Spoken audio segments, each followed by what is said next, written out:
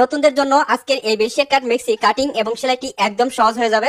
এই মেক্সিটির কাপড়ের হিসাব এবং মাপ ও সূত্র সহ আজকে আমি শিখিয়ে দেবো। এখানে আমাদের কাপড় আছে 2 হাত বহরের 3.5 গজ পরিমাণ। স্ক্রিনে যে মাপ দেখতেছেন এই মাপের জন্য তৈরি করবো। এখানে 2 পাটে ভাঁজ করে নিচ্ছি। এখানে আটকানো অংশ এক পাশ থেকে এখান থেকে ধরে প্রথমে হাতা কাটিং করব।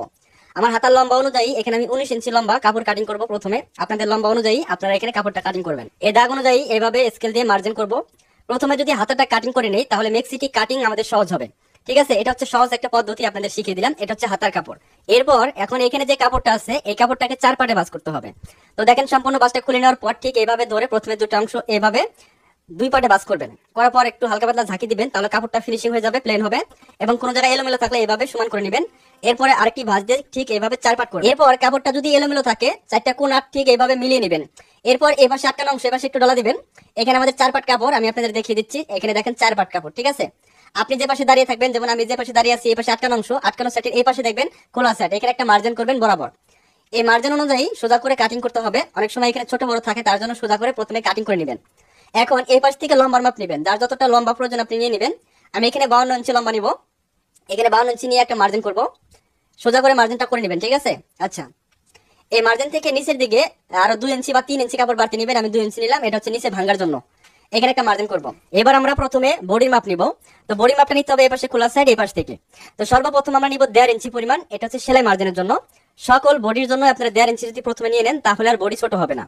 এরপর এই দাগ থেকে যার যতটা বডি দিয়ে তৈরি করবেন সেই বডিকে 4 ভাগ করে 1 ভাগ নেবেন, কারণ এখানে 4 পাট কাপড়। আমি এখানে 43 ইঞ্চি বডিকে 4 ভাগ করে 1 ভাগ 2 পয়েন্ট কম 11 ইঞ্চি নিয়ে একটা মাপ 2 জায়গায় ধরলাম। ধরে এখানে সোজা করে একটা প্রথমে মার্জিন করব। অবশ্যই মার্জিন গুলো আপনারা করে নেবেন। এরপর নিতে হবে যেটাকে বগলের মাপ বলা হয় বা যেটাকে আর মহল বলা হয়। ঠিক এই পাশ থেকে ধরে 6 ইঞ্চি নিব। এটা 40 থেকে যদি আপনার 43 বা 45 ইঞ্চি বডি হয় তাহলে 6 ইঞ্চি আর মহল নেবেন। এখান থেকে নিতে হবে পুটের মাপ। এখান থেকে পুট নিলাম 7 ইঞ্চি, এখানে নিলাম 7 ইঞ্চি। 43 ইঞ্চি বডির জন্য পুট বা যেটাকে শোল্ডার সেটা 7 ইঞ্চি নিয়ে নিলাম। এরপর এখানে একটা মার্জিন করব। এই মার্জিন থেকে কোণা বরাবর 1 ইঞ্চি নেওয়ার পর ঠিক এইভাবে আমরা রাউন্ডটা করে নিব। এখানে যে মার্জিন করতেছি এটা হচ্ছে মেক্সির আর মহল বা হাতার মহড়া। ঠিক আছে, এবার এ দাগ থেকে গলার পাশে নিতে হবে 2 ইঞ্চি। বেশির কাট মেক্সি হলে 2 ইঞ্চি নেবেন, এর থেকে বেশি নেওয়ার কোনো প্রয়োজন নেই। এখানে একটা মার্জিন করব। এবার নিতে হবে গলার লম্বার মাপ। সেলাই সহ আমরা 43 ইঞ্চি বডির জন্য 5 ইঞ্চি নিলাম।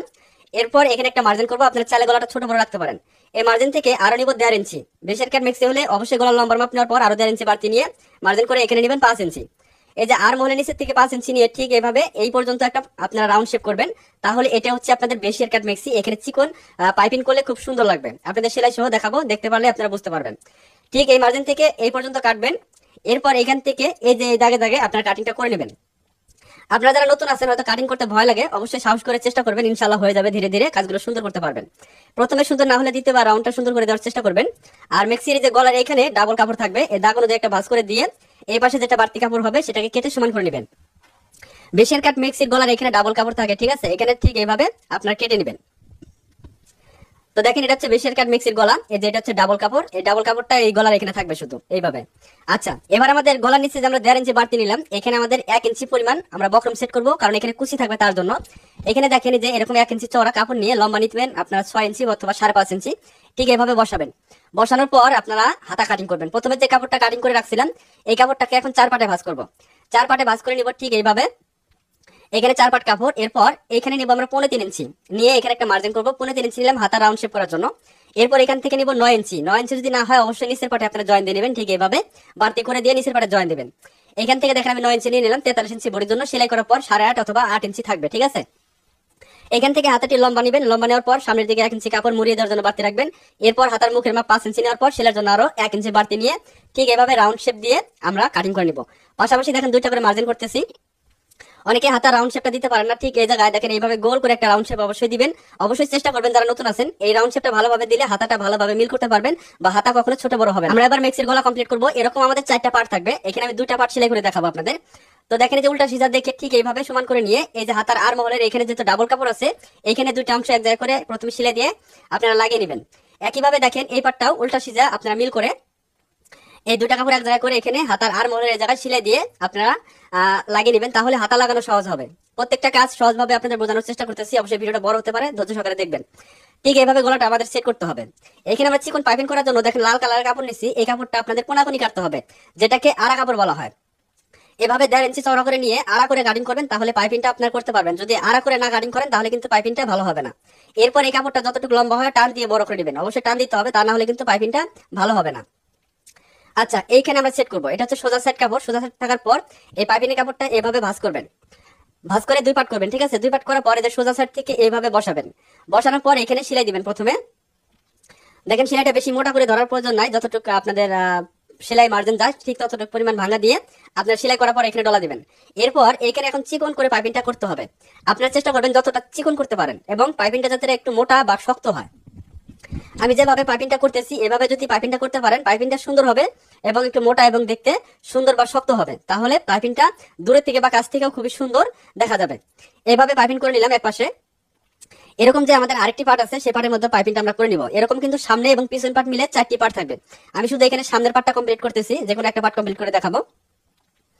একইভাবে এ পাশের পাইপিংটা আপনাদের করতে হবে। সোজা সাইড থেকে কাপড়টা ধরে এখানে দেখেন পাইপিংটা আপনারা এইভাবে বসাবেন। আপনারা বিভিন্ন কালার দিয়ে করতে পারেন, আপনাদের যে কাপড়ের সাথে যে কালারটা ফুটে ওঠে সেটা দিয়ে আপনারা করবেন। তো দেখেন পাইপিংটা আমি কিভাবে ধরতেছি। হ্যাঁ, নিচে বাড়তি কাপড়টা সহ ঠিক এভাবে ধরে খুব সুন্দর করে বসাবেন আর একটু একটু করে সেলাই দিবেন। যেহেতু পাইপিং করতে হয় একটু ধৈর্য সহকারে আপনারা চেষ্টা করবেন আর একটু মনোযোগ সহকারে ভিডিওগুলো দেখবেন, দেখে আপনারা অবশ্যই চেষ্টা করবেন। চেষ্টা ছাড়া কোনো কিছু করা সম্ভব হবে না। তো দেখেন আমি যে কোনো একটা সাইটের কাজ কমপ্লিট করে আপনাদের আমি দেখিয়ে দিচ্ছি। এরকম কিন্তু 4টি পার্টের মধ্যেই আপনাদের পাইপিং করতে হবে। আমি 2টা পার্টে কমপ্লিট করলাম, মানে পাইপিং করে নিলাম। আচ্ছা, এবার আমাদের নিতে হবে দেখেন এরকম একটা বক্রম। এই বক্রমের লম্বাটা আছে আমার হচ্ছে 6 ইঞ্চি আর পাশে হচ্ছে 1 ইঞ্চি 2 পয়েন্ট। নেওয়ার পর এই যে এখানে কাপড়ের উপরে বসাবেন, এই পাশে একটা সেলাই দিব, এরপর এই পাশে একটা সেলাই দিব। এখানে আমরা পাইপিংটা করে নিব। এখানে কুচি থাকবে, ঠিক আছে। এই বক্রমের এখানে আমাদের কুচি সেট করতে হবে। আপনি সেলাইটা দেখিয়ে দিলেই বুঝতে পারবেন, সম্পূর্ণ দেখেন। এরপর এই লাল কাপড়ের অনুযায়ী এখানে বাড়তি করে কাপড় নিয়ে আপনারা লাল কাপড়টা নেবেন। এরপর আরেক টুকরা লাল কাপড় নেবেন, এটা হচ্ছে চিকন করে নিতে হবে।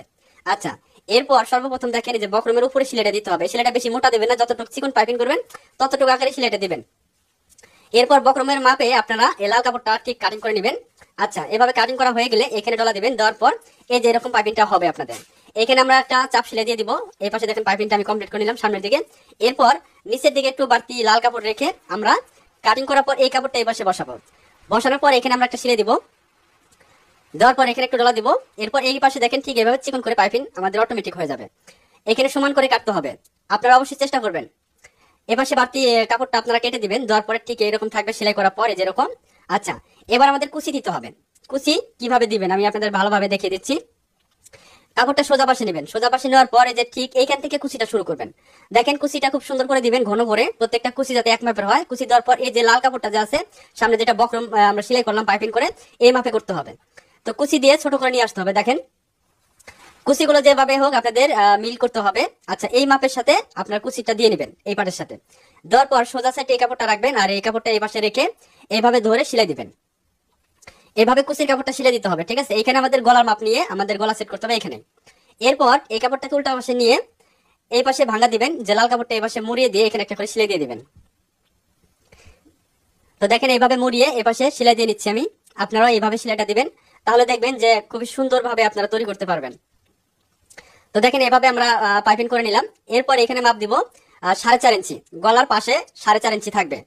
4.5 ইঞ্চি নিলাম। নেওয়ার পরে এই যে এটা হচ্ছে আমাদের গলার লম্বার মাপ নিতে হবে। এখান থেকে সেলাই মার্জিন বাদ দিয়ে 4.5 ইঞ্চি গলার লম্বা নিলাম, অর্থাৎ সেলাই করার পর গলার লম্বা থাকবে 4.5 ইঞ্চি, পাশেও থাকবে 4.5। এরপর এখানে বসিয়ে এখানে একটা ব্যাক স্টিচ দিয়ে আমরা সেলাই দিব।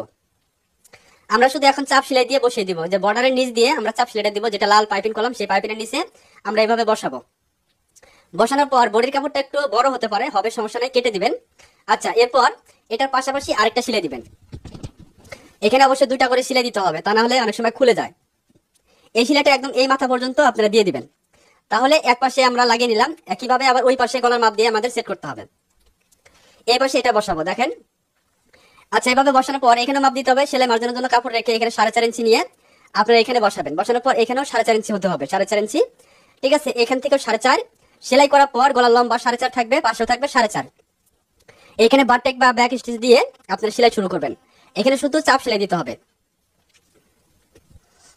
তো দেখেন খুব সুন্দর করে ধরবেন, আমি যেভাবে ধরতেছি আপনারা কিভাবে চেষ্টা করবেন। নিচের দিকে কাপড়টা যাতে সরে না যায় সেদিকেও খেয়াল করবেন।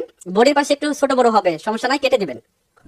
আচ্ছা, এখানেও পাশাপাশি আমি আরেকটা করে সেলাই দিয়ে নিচ্ছি। তো দর্শক, যদি ভিডিওটি ভালো লাগে অবশ্যই লাইক কমেন্ট শেয়ার করে দিবেন। আপনারা যদি এরকম ভিডিও দেখতে চান চ্যানেলটি সাবস্ক্রাইব করে রাখবেন। ফেসবুক পেজ হয়ে থাকলে ফলো দিবেন। আর এটা যদি ফুল ভিডিও দেখতে চান অবশ্যই কমেন্টে জানিয়ে যাবেন। ঠিক আছে, সবাই ভালো থাকবেন।